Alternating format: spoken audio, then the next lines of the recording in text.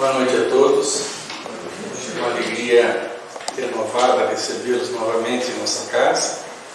Nós reiniciamos as nossas atividades há 3 semanas. Atividade da quarta, inicialmente. Nós estamos com um cuidado todo especial por conta ainda da Covid. E agora ela está começando a querer voltar um pouquinho mais, mas a gente tem que ter um pouco de cuidado. O protocolo que nós definimos aí no Conselho da Casa, ainda nós não teremos os passes após a palestra, mas podem ter certeza que a gente recebe as vibrações do mundo maior quando aqui nos encontramos. Nessa noite nós temos a alegria de ter conosco o Wilson Reis, que vai fazer a palestra Reconciliar-vos. Ele é um amigo de muitos anos, de outras vidas. Ele era de Caçador, trabalhador da doutrina espírita, presidente de uma casa espírita em Caçador. Está há 26 anos conosco aqui na SER, quando veio para cá com a família, os filhos, todo mundo participa da casa. E vai nos brindar então com a palestra Reconciliar-vos. Ele é pesquisador da Embrapa e já foi presidente da nossa casa, frequenta aqui, faz palestras, coordenador de grupos de estudo. E hoje, então, nós teremos a alegria de tê-lo conosco. Então, eu vou convidar a todos para que façamos a prece inicial. Me acompanhem em pensamento.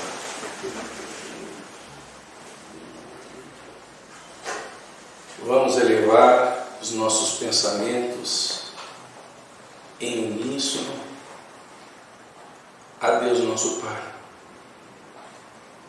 a nosso Senhor Jesus Cristo, em gratidão pela oportunidade que se renova de aqui nos encontrarmos reunidos em seu nome, com o intuito de enriquecermos com as suas vivas lições. Agradecer por mais este dia, agradecer pelas múltiplas bênçãos que não nos têm faltado. E, sobretudo, Senhor, agradecer pela mensagem consoladora que viestes nos apresentar. Agradecer pelo envolvimento carinhoso dos amigos espirituais neste momento e que possamos, a cada encontro e a cada reencontro, nos sentirmos mais unidos, mais irmãos, e que possamos, com a mensagem que nos for trazida, sairmos daqui um tanto melhores e podermos te representar, vivendo no mundo de forma mais fraterna e solidária. Se conosco mais uma vez, Senhor, envolve o nosso querido amigo Wilson na inspiração, para que ele possa trazer a sua mensagem e iluminar os nossos corações e os nossos pensamentos. Se conosco uma vez mais, que assim seja. Wilson, obrigado.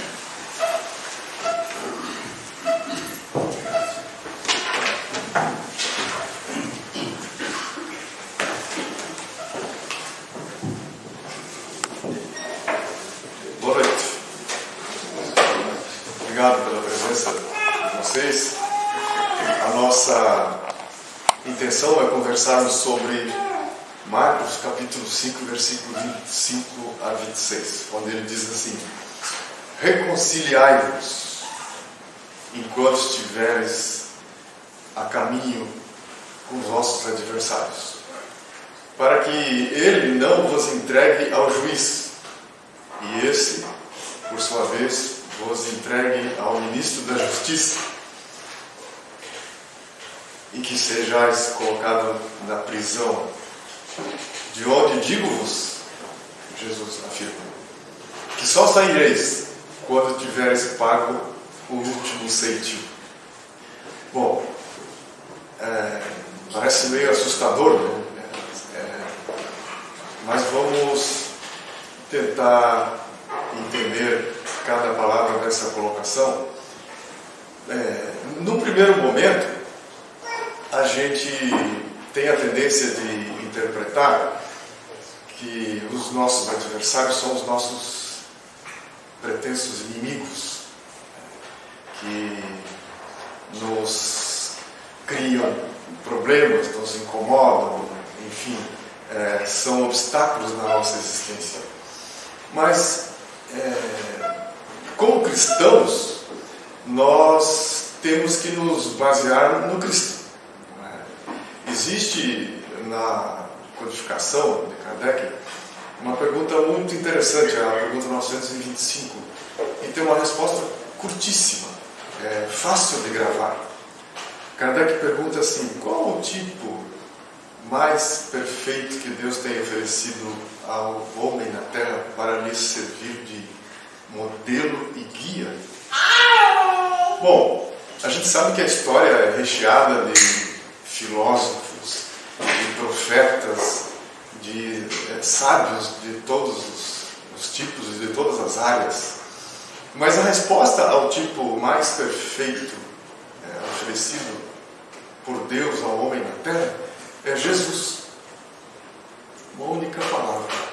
Então, isso por si só, ao nos aproximarmos da doutrina espírita, nos levaria a ter, no mínimo, curiosidade em conhecer a proposta do Cristo, entender melhor a sua profundidade, até onde ele quer chegar, outras interpretações, na medida que a gente vai refletindo, vai trocando ideias, a gente vai abrindo a nossa mente para outras interpretações. Mesmo porque a própria Bíblia sofreu traduções, né? E a tradução sempre fica ao sabor do tradutor. Isso acontece com qualquer livro que a gente vai ler, né? Então, se a gente conseguisse ler no original, seria muito melhor. Mesmo assim, ainda a gente teria a nossa interpretação, mesmo lendo no original. Então, quando a gente lê traduções, a gente já ficou um pouco na mão do tradutor, né? Não por isso, né, nem por isso, a essência encontrada nos ensinos do Evangelho tenha se perdido. Então, Jesus, num determinado momento, ele, como divisor da história, né, veja que não são só os espíritos que afirmaram que Jesus é esse modelo e guia. A própria história afirma isso. Quando a história da humanidade foi dividida em dois momentos, antes dele e depois dele. Mesmo entre os muçulmanos, entre religiões que não têm muito a ver com o cristianismo, a história da humanidade está dividida entre antes dele e depois dele. Então isso é um testemunho da importância do Cristo na Terra. Isso tudo nos levaria a buscar conhecer um pouco mais, de alguma forma, entender a proposta do Cristo. E quando ele começou a angariar seus primeiros discípulos, a primeira coisa que Cristo afirma, segundo Humberto de Campos no livro Boa Nova, é anunciar que ele veio para instaurar o reino de Deus na Terra. Claro que os discípulos não entenderam muito bem isso, e nós até hoje, mais ou menos, né? O reino de Deus na Terra. Porque num outro momento dos seus ensinos, o próprio Cristo vem dizer que esse reino de Deus está dentro de vós. Procurai primeiro o reino de Deus. Ora, veja que interessante. Como espíritas, a gente sabe que o céu e o inferno não são lugares circunscritos que a gente vai chegar. O inferno não é um lugar que está nos esperando, que tem um monte de gente lá sofrendo, porque é determinado como um lugar de sofrimento. Claro que a gente podemos nos aglomerar, pessoas perturbadas, né, e nos aglomerar num determinado lugar e a gente chamar aquilo de inferno, mas é um conjunto de infernos particulares. Com isso, a gente tem que anuir com os espíritos que céu ou inferno é um estado da alma, é uma condição interna, particular. Ora, o reino de Deus não fugirá a essa regra. Buscar instaurar o reino de Deus na Terra só quando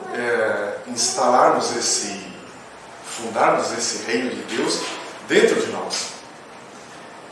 Reino de Deus dentro de nós, segundo Cristo, já existe, porque somos criaturas divinas e a gente tem latente as possibilidades de chegar à perfeição relativa que seja. Mas senão Deus seria um carrasco nos colocar na Terra, né? Porque a gente nem pediu para existir, nenhum de nós pediu para existir, mas a gente existe graças ao Criador. E essa existência, ela obrigatoriamente, como se trata da inteligência suprema que é o Criador, ela tem uma finalidade nobre. E como sobre os nossos ombros não há nenhum fardo que a gente não possa carregar, então não só não há fardos mais pesados que a gente possa suportar, como temos de forma latente as possibilidades de crescimento, de desenvolvimento.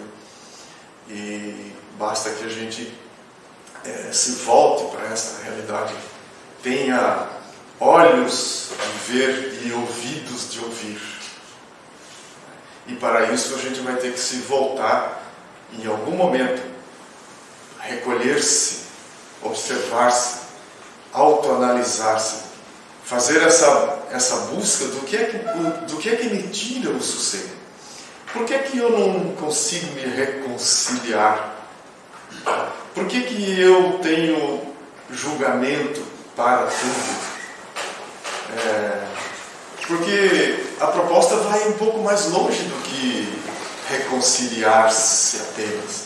Quando Cristo nos recomenda que a gente deveria perdoar os inimigos e orar pelos que nos perseguem e caluniam, isso faz a gente ficar um pouco mais distante, falando, não, eu não estou nessa fase ainda, eu não estou nesse nível de perdoar aqueles que nos odeiam, que nos perseguem e caluniam. Então, no fim, quando a gente começa a refletir sobre tudo isso, a gente chega à conclusão que a reconciliação com os adversários só será possível quando eu já estiver fazendo a reconciliação comigo mesmo. Quando eu estiver me perdoando, me olhando com gentileza, com tolerância. Não para justificar meus atos equivocados, mas no sentido de, quando eu estou voltado para o meu auto-perdão, automaticamente, se isso for sincero e profundo, automaticamente isso está vinculado a uma disposição de fazer melhor, dessa vez agora. Então podemos ter algo que nos culpar do passado, que poderíamos ter feito melhor, mas era o que tínhamos para oferecer. Ninguém gosta de ser reprovado. Ninguém, nem o maior bandido. A gente busca como alma divina essa aceitação, essa possibilidade de ajuste, de estar sendo aceito. Isso é próprio da alma humana. Até o mais criminoso vai estar num contexto desse. Ele justifica porque ele é criminoso, mas ele quer buscar uma aceitação, uma adequação no mundo que ele imagina ser justo. Então, num outro momento, o Cristo vai nos dizer: bem-aventurados os mansos, porque herdarão a terra. Parece como assim? Esse sujeito, parece que quem grita mais ganha mais, né? Então, o sujeito manso, bem-aventurados os mansos, porque herdarão a terra, não parece ser algo plausível, possível, né? Mas herdar a terra, no sentido de aprender tudo que for possível aprender aqui, e não precisar mais da escola terra como algo que possa nos ensinar alguma coisa, seremos herdeiros do que ela pode nos dar. Herdeiros da terra. Herdar as possibilidades do que essa escola pode conferir na nossa alma, só mansos e pacíficos. Porque daí a gente vai ter oportunidade de perceber o que é melhor, o que nos compete, qual é o propósito da vida. Enquanto a nossa existência for uma existência na velocidade que é hoje, né, do jeito que as redes sociais estão fazendo conosco, a gente antes a nossa atenção era procurada de uma forma, né? A nossa atenção sempre foi algo muito buscado, né? Só que hoje quintuplicou isso. Assim, a gente, se não cuidar, você atende essa ansiedade pela sua atenção o tempo todo, e muitas vezes, tendo certeza que não vale a pena, você ainda entra naquela mensagem, entra naquele vídeo, e como uma compulsão. Se a gente não prestar atenção, a gente fica vivendo nessa velocidade. E aí não vai ter espaço na cabeça, na nossa mente, para buscar um recolhimento, para buscar a ressonância dessa divindade na nossa alma. E isso é um treinamento. Então, num outro momento, esse modelo e guia da humanidade, oferecido por Deus, diz assim: amarás a Deus de todo o teu coração, sentimento, de toda a tua alma, de todo o teu entendimento e de todas as tuas forças. Eis aí o primeiro mandamento. Eis o segundo mandamento: amarás o teu próximo como a ti mesmo. Estão aí toda a lei e os profetas. Veja que o que o Cristo fez com esse ensinamento? Resumiu os 10 mandamentos em 2. Amar a Deus sobre todas as coisas. Por isso que em determinado momento ele pergunta para quem foi buscar ele, dizendo que sua mãe e seus irmãos estavam lá fora, né? Ele disse: quem são meus irmãos? Quem é minha mãe? Deus, a construção do reino divino, acima de tudo, como o primeiro mandamento. Porque se a gente não fizer essa busca da realidade divina dentro de nós, essa serenidade, essa tranquilidade de quem encontrou um porto seguro não se expressa. A gente vai ter picuinhas com muita gente, porque não nos achamos, não nos vemos como criaturas que o que a gente acha que falta foi porque a gente ainda não encontrou em nós mesmos. Então, quando a gente tem as picuinhas com os outros, geralmente a gente está colocando no outro uma falta que a gente ainda não supriu. Porque no momento que a gente descobrir que nós somos seres dotados das possibilidades de desenvolvimento em plenitude, cabe-nos fazer isso. O outro fica sendo no máximo o nosso instrumento de lembrar que isso é possível quando ele nos agride ou quando ele nos chuta a canela, como se diz no popular. Mas nos compete caminhar. Reconciliar-vos. A própria palavra reconciliar, quando você vai no dicionário buscar isso aí, a gente encontra que é restaurar a harmonia, harmonizar-se, reconciliar-se. Eu particularmente acho muito interessante a palavra estar com reconciliar-se, né? Porque de novo voltar a nos conciliar. Tanto que as religiões, elas têm a função precípua, se não única, de fazer com que a gente se volte para a nossa origem divina, religar a Deus. Então, reconciliar é restaurar essa harmonia, harmonizar-se. E o adversário? Como é que nós podíamos, já que reconciliai-vos com os vossos adversários, enquanto com eles estáis a caminho? O adversário, né, esse a gente entende melhor, né? Porque é alguém que se puder nos puxa o tapete. Então é esse opositor, é esse rival, é essa criatura que é concorrente, que a gente acha que é concorrente, né? Como a gente ainda não se descobriu em plenitude, a gente fica preocupado que alguém ou alguma coisa, algum contexto pode nos tirar alguma coisa e a gente ficar em falta. E isso também não é verdade. Nada e ninguém, em nenhum contexto, pode nos suprimir de alguma coisa. Não pode sequer causar um arranhão na nossa essência. Qualquer coisa que pudesse mudar a nossa essência, como espíritos, poderia tanto quanto Deus, ou mais.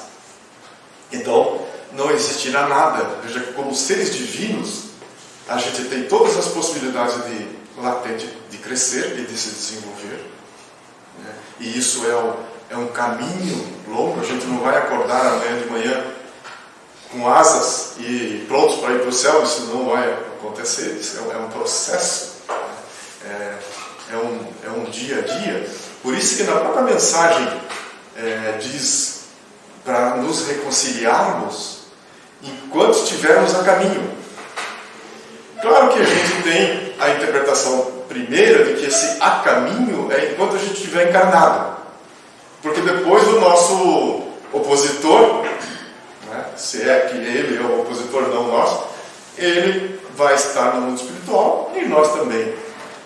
E isso poderia fazer com que a situação ficasse um pouco mais difícil de reconciliar-se uma vez desencarnado. Particularmente, eu não sou muito adepto dessa interpretação, porque os nossos adversários, se ele for meu adversário mesmo, né, desencarnado, ele não vai sair de perto de mim tão cedo até que a gente se reconcilie. Naturalmente, se ele estando encarnado, é mais fácil que você enxerga ele, né, e você sabe o endereço e pode ir lá até pedir desculpa. Desencarnado fica um pouco mais complicado. De qualquer forma, a nossa conduta renovada poderá fazer com que um adversário desses, mesmo desencarnado, reconheça que a gente está fazendo um esforço por proceder melhor, por viver de outra forma, e convencer-se de que a forma que ele vivia até então também não é a melhor, a mais inteligente, a mais correta, né? Mas reconciliar enquanto estás a caminho, veja que estar no caminho ninguém está no caminho sem estar presente. Não tem como eu me reconciliar amanhã, ontem. Se é uma proposta de reconciliação, um ato, eu só posso fazer agora, nesse momento, enquanto estiver a caminho. É agora, é nesse instante. Bom, se a gente entender que os nossos adversários não são só os nossos inimigos, nosso adversário pode ser a pessoa com quem convivemos todos os dias, no ambiente de trabalho, no ambiente familiar. Adversários por quê? Porque são pessoas que têm opiniões diferentes da nossa. Eles não concordam em tudo com a gente. E não seria nem interessante que as pessoas concordassem em tudo conosco, porque a gente acharia que era o rei da cocada né? Então, esses adversários, no sentido de pessoas que não concordam conosco, a gente tem muito próximo da gente. Adversários que vivem de um jeito que nos incomoda, que a gente julga, condena, e aquilo nos tira do sério. Então, reconciliai-vos não é só com aquele inimigo capaz de nos puxar o tapete e que nos quer mal. Não. Adversários da nossa paz podem ser pessoas que estão no nosso dia a dia e que, por não conhecermos o processo, a gente, ao identificar um defeito, um vocabulário, um jeito de andar, um jeito de sei lá o quê, a gente começa a deixar aquilo ficar muito grande. Eu tenho a impressão que todo rompimento de amizade, de casamento, ela tem um começo, tem uma rusga, tem algo que vai virando uma bola de neve e a gente não nota, né? Porque nós não estávamos no caminho. No caminho, é preciso que no caminho a gente ande 2000 passos a quem pedir 1000. É no caminho. Então, não pode ser amanhã. Ontem também não dá. Caminhar 2000 passos a quem nos pedir 1000, como diz a parábola, é só no caminho, é só agora. Agora que eu estou vendo aquele defeito. Cada vez que eu olhar para aquilo como um defeito, isso se avoluma em mim. Esse jeito de olhar e de julgar se desenvolve e se avoluma, até que a gente não suporta mais ficar juntos.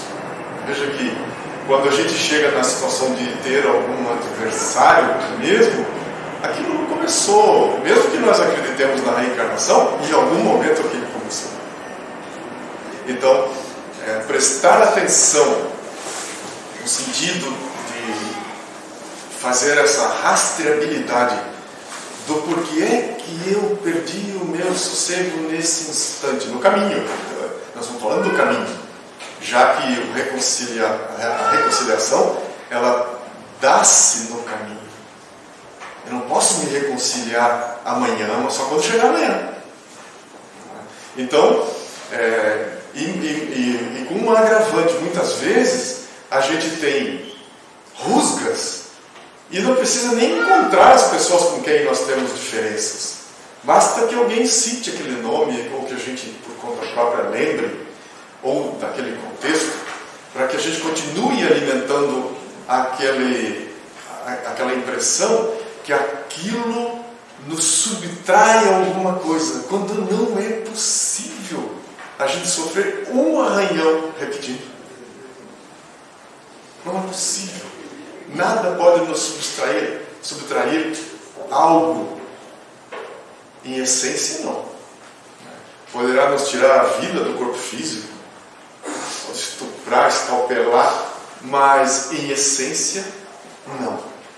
Porque a gente não é, nenhum de nós é o que acontece conosco. E a gente leva isso muito a sério, né? Se alguém trouxe uma dificuldade que nos incomodou, que nos fez perder tempo, nos fez sofrer, a gente passa dali em diante a viver como se eu fosse aquilo que me aconteceu. E eu não sou. E ninguém é. Ninguém é os acontecimentos. E nas mais das vezes, aqueles a quem a gente tem como adversários, eles, ao nos alcançarem com a sua conduta, as mais das vezes não é pessoal.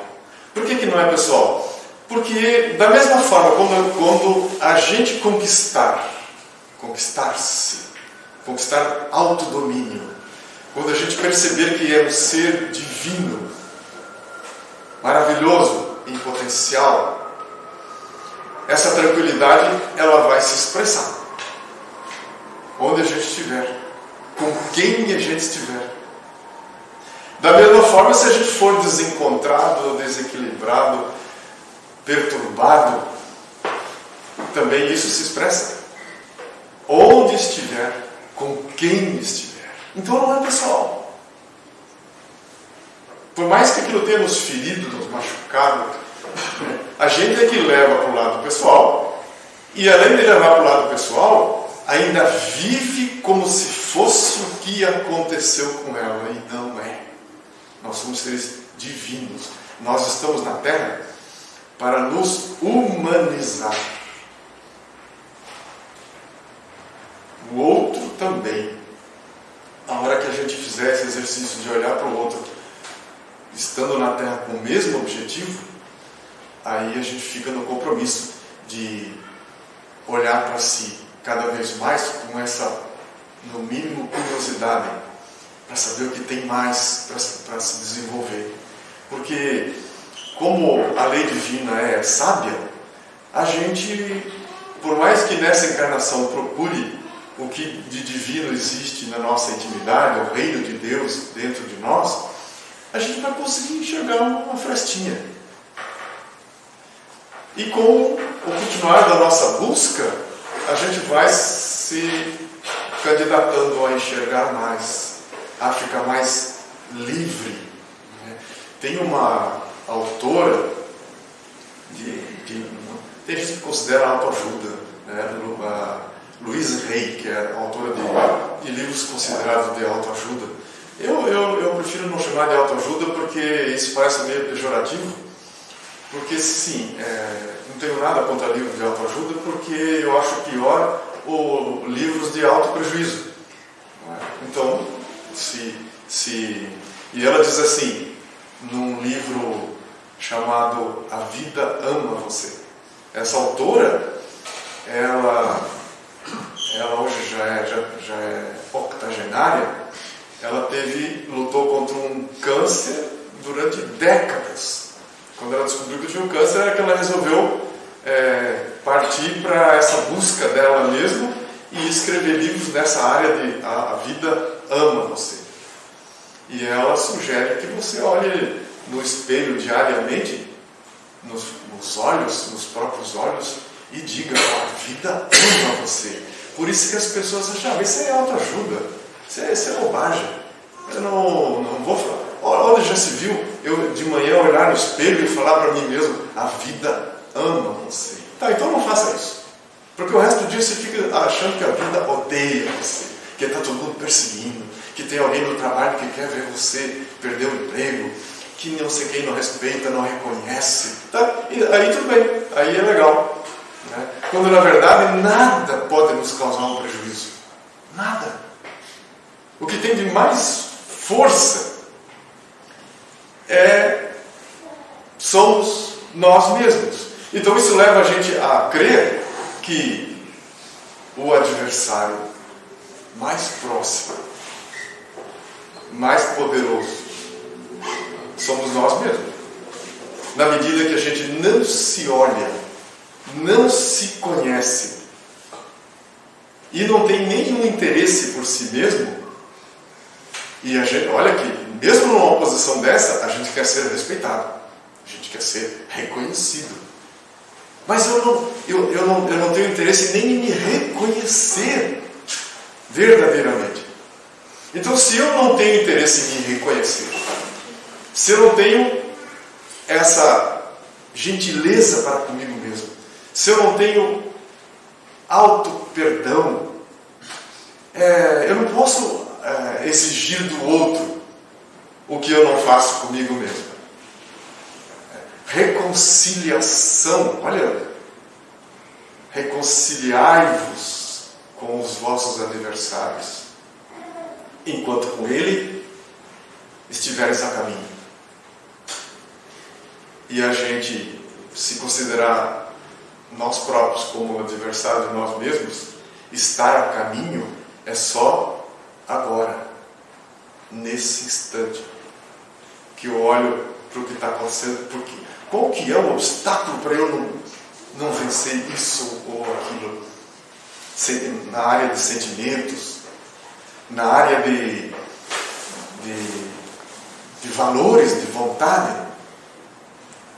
a gente deixa o mundo muito pequenininho para a gente. A ciência hoje descobriu, a neurociência descobriu, que diariamente é formado no nosso cérebro 10.000 células troncos neurais, em qualquer idade.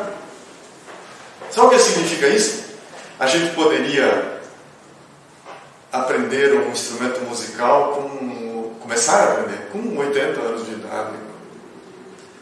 Tem a dificuldade do movimento muscular, porque a gente nunca usou o músculo para aquilo, né? Alguém que quer andar de skate com 60, 70, 80 anos vai ter dificuldade, porque falta musculatura, mas não falta neurônios. Não faltam neurônios. É possível aprender uma coisa nova. Não só possível, como muito salutar. Seria um jeito da gente fugir de Parkinson e de Alzheimer, aprender uma coisa nova, um desafio novo. E a gente se convence de que está numa idade que talvez não dê, já passei da idade para isso, para aquilo. Isso não existe. Isso é um autoconvencimento. A gente é capaz de aprender o que quer que seja. Isso se a gente já não lesou, não é, o nosso cérebro de tanto a gente queimar neurônios com preocupações desnecessárias, com medo de ameaças que não existem. Nada é uma ameaça verdadeira à nossa essência. Absolutamente nada. Então a gente poderia eleger um momento na nossa existência em que a gente se recolhesse para buscar essa sintonia verdadeira. Porque eu não tenho o que temer. E não seria uma perda de tempo. Porque na medida em que eu fizer essa incursão, eu estou fazendo uma incursão no que é divino, recomendado pelo Cristo. Buscai primeiro o reino de Deus. O reino de Deus está dentro de vós. Parar. Começar a parar. Para se recolher. Para buscar o que vale a pena. Essa Louise Hay, que eu acabei de citar, ela diz assim: quando a gente resolve fazer frente ao ego, é como se a gente fosse condenado a, como é que chama aquela rampa que tem no navio pirata, na época dos piratas, os condenados tinham as mãos amarradas e caminhavam naquela prancha para a morte, em alto mar. Então ela compara essa nossa afronta ao ego como um condenado na prancha de pirata.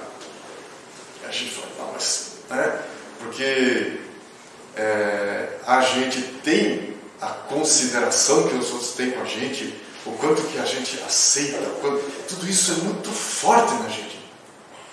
Então a gente não tem tempo para ser feliz, porque gasta todo o tempo em busca de uma felicidade externa, de consideração externa, quando na verdade a consideração interna fica para não sei quando, ou quando morrer a gente vai resolver se vai para o céu, vai para o inferno, sei lá para onde que a gente vai, para o purgatório, sei lá, outras invencionices, porque seja purgatório, céu ou inferno, não existe como lugar circunscrito.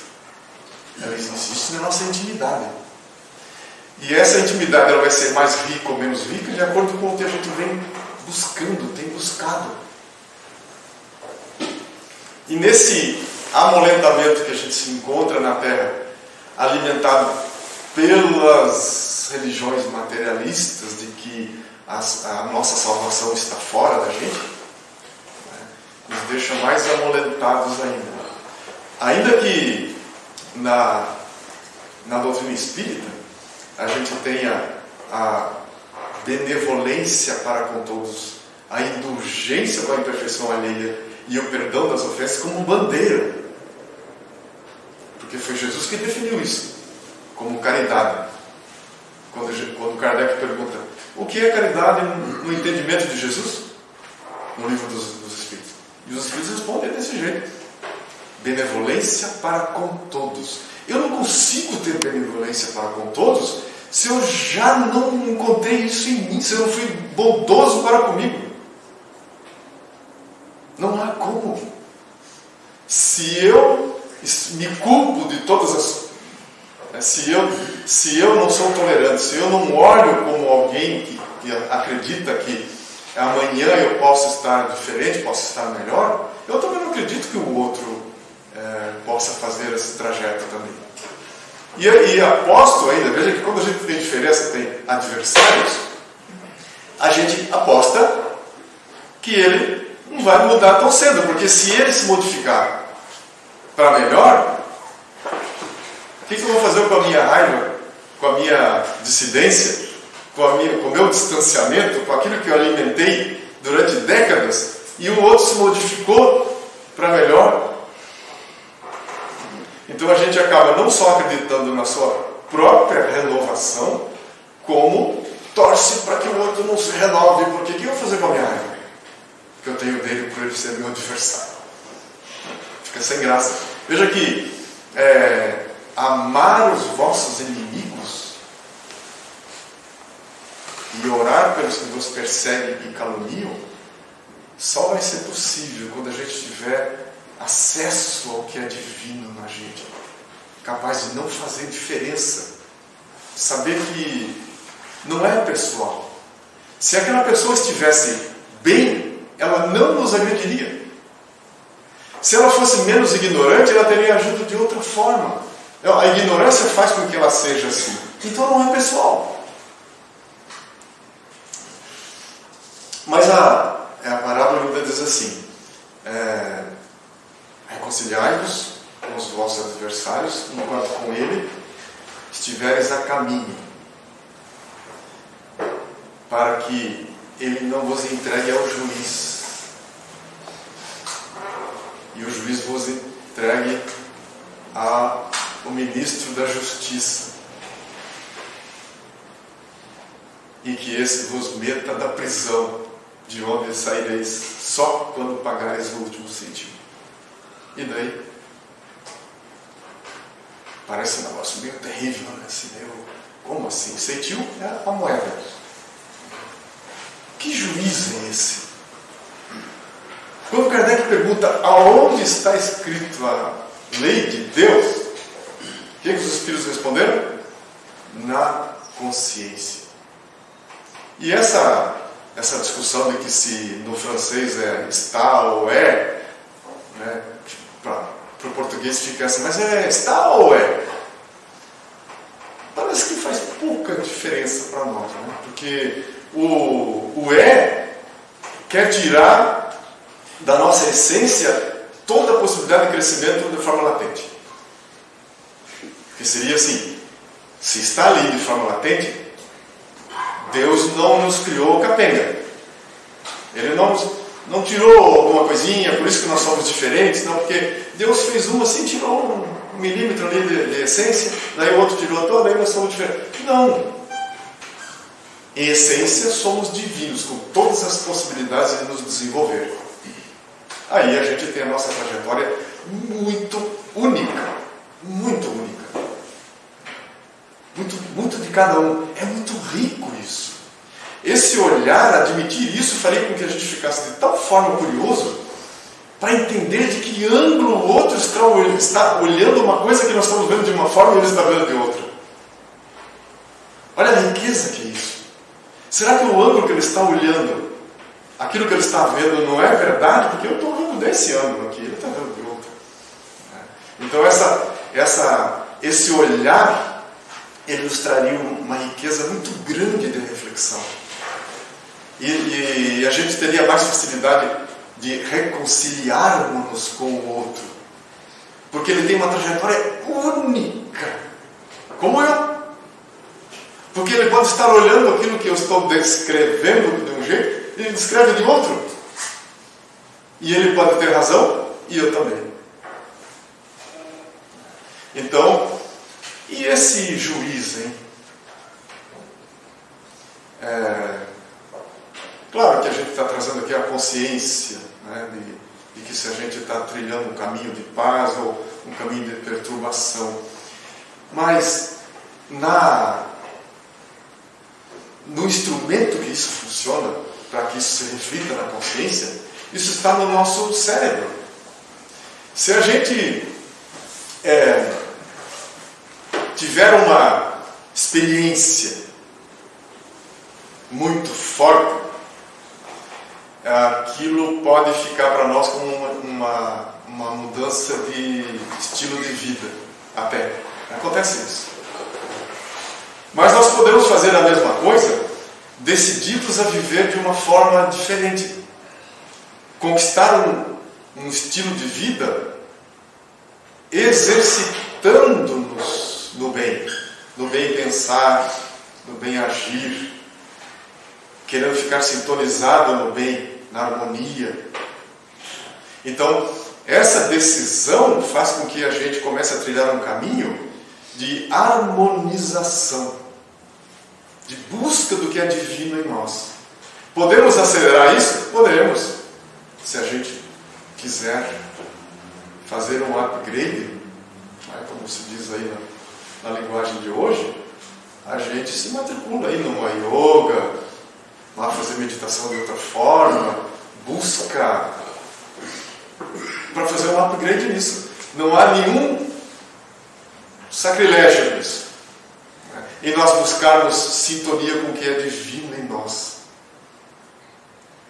Não há nenhuma perda de liberdade nem perda de tempo.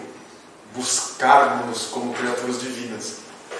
E isso é da nossa... O ser ocidental tem dificuldade para isso, porque a gente não tem notícias dessa busca como algo que faça diferença.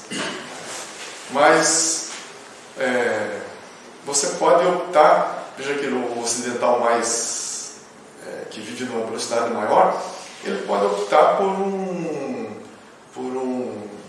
uma modalidade de esporte coletivo, onde eu tenho que prestar atenção. Veja que quando eu estou exercendo alguma coisa que o meu padrão mental fica fora, esperando acabar aquele momento para assumir de novo, e eu achar que eu não tenho valor, ou que eu não gosto disso, que eu tenho inimigos, que eu tenho adversários, pelo menos eu tive um momento de pisada no freio, se é que dá para chamar assim, ou na embreagem, daquele meu jeito de ser, daquele meu estilo de vida complicado que eu conquistei com a minha mente. Toda vez que eu olhar para alguma coisa como ameaçadora, eu alimento esse caminho mental de ameaças. O mundo é ameaçador. Se eu tiver adversários que constituam ameaças, cada vez que eu lembrar daquele adversário, daquela pessoa dificultosa, não precisa nem ser um adversário, só aquela pessoa que nos incomoda, aquela pessoa que a gente fala, o lugar disso aqui não é aqui. Aí você chega em casa e não está fora do lugar. E aquilo te incomoda tremendamente. Às vezes são coisas muito banais. Às vezes são o jeito que o outro aperta a pasta de dente. E aquilo nos incomoda. Veja que a partir do momento que aquilo nos incomoda, seria um bom momento para eu me dar conta de que coisas muito banais que eu poderia resolver de alguma forma menos contundente me jogam no chão muitas vezes. Cada vez que eu olhar para aquilo e tiver aquela reação, eu aprimoro os sulcos mentais, os circuitos mentais, para achar que aquilo me incomoda e aquilo vai me incomodando cada vez mais até que eu não suporto, a gente se separa porque o cônjuge aperta a pasta de dente de trás para frente ou de frente para trás. Não suporta mais. Então, o juiz, se eu não aproveitar agora, caminho, para me reconciliar, para olhar aquilo, desenvolver um outro olhar para aquilo, qual que é o problema de apertar a pasta de dente daquele jeito?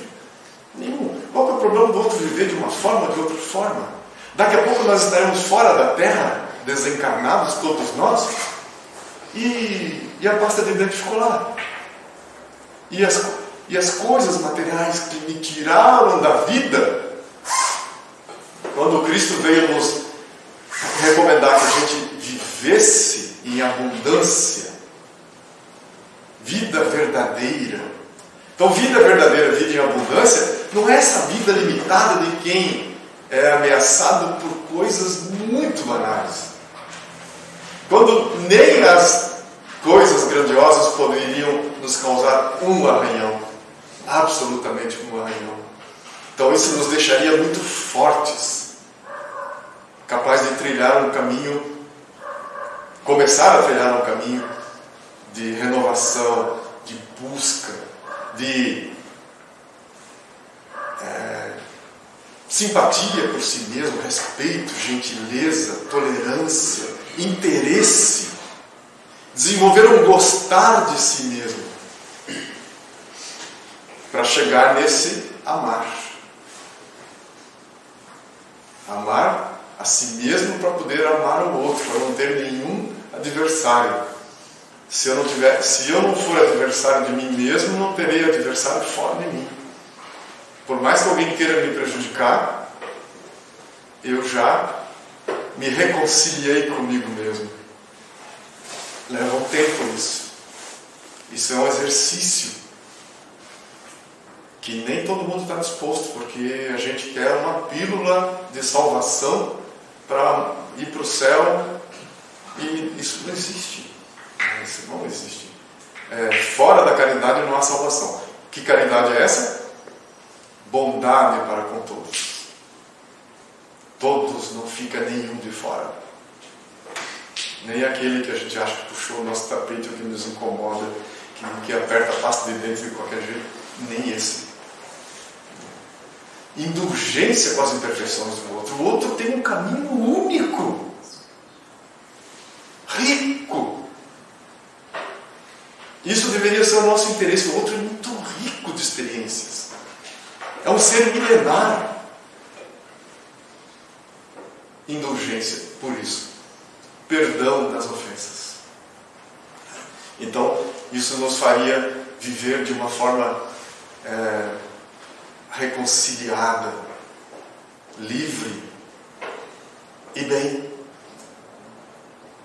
forte, para a gente entender o que o Cristo estava querendo dizer quando ele disse: sois filhos da luz, andai como filhos da luz. É de Paulo aos Tessalonicenses, na verdade. Andai, sois filhos da luz, andai como filhos da luz. A gente se reconhecer como ser divino, com esse potencial todo a ser descoberto, e a gente se sintonizar com tudo isso, e o tempo na Terra é para isso, para a gente se humanizar. Depois de entregar ao juiz, ainda vai para uma instância superior, para o ministro da Justiça, segundo a parábola. Aí aquilo vai para a nossa consciência, e a gente fica se culpando. E daí não saireis, enquanto não pagareis o último centavo. Então, toda vez que a gente quer se livrar de problemas de remorso, etc. e tal, a gente vai ter que desenvolver uma tal tolerância, um tal perdão para a gente mesmo, que significa disposição para fazer diferente, e isso é o exercício.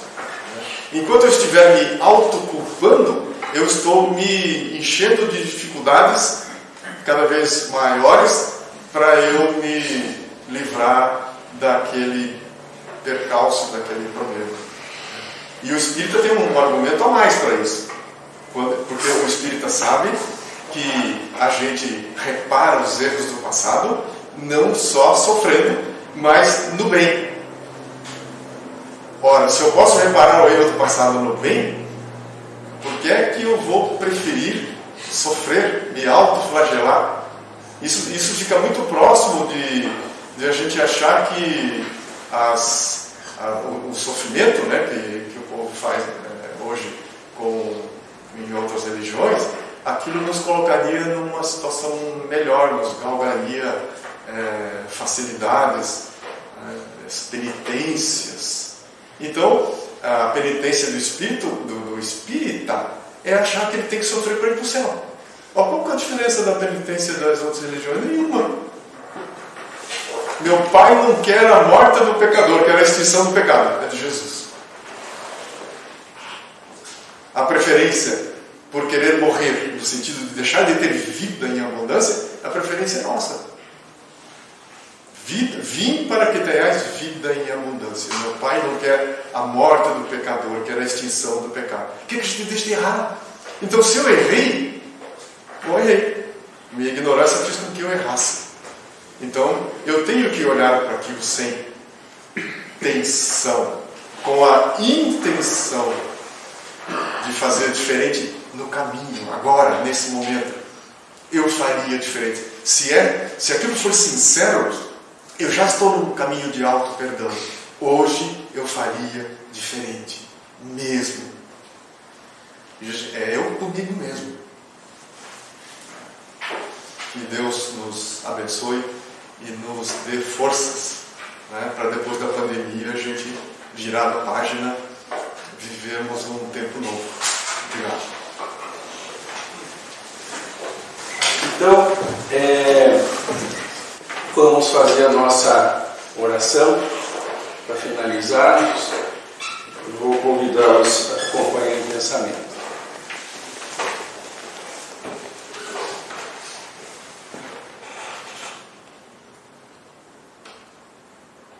Nosso Senhor e Mestre, Jesus Cristo,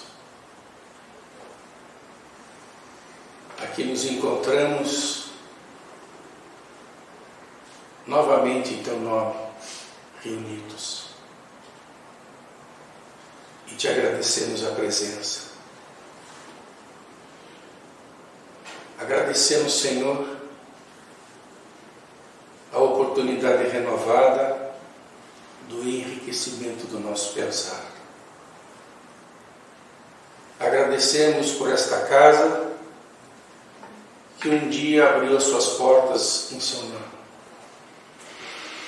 para nos atender a todos, sem exceção, que buscamos compreender a vida, o porquê que aqui estamos.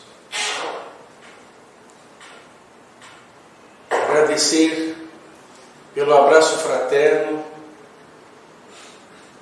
que nunca nos faltou. E, sobretudo, Senhor, agradecer a cada dia, a cada instante, a cada momento, que é uma oportunidade de renovação íntima, de aprendizado e de crescimento. Agradecemos essa mensagem que nos consola e nos esclarece e que nos faz um tanto melhores. Que possamos caminhar no caminho novo, no caminho da verdade, do amor e da fraternidade. Que possamos saber viver e conviver no mundo sem ser do mundo. Muito obrigado, Senhor, pela bênção desse reencontro, pela bênção de estarmos aqui abraçados pelo mundo espiritual, que derrama sobre todos nós os reflúvios balsâmicos do Teu amor. Envolve-nos, hoje e sempre, e permita que possamos retornar aos nossos lares, um tanto mais felizes e alegres, em nossa intimidade, em nosso coração, e possamos compartilhar com aqueles que tivermos a oportunidade de conviver em família ou na sociedade. Essas gotas de luz que enriquecem o nosso coração. Muito obrigado, Senhor, por mais esta oportunidade e esse reencontro. Que assim seja.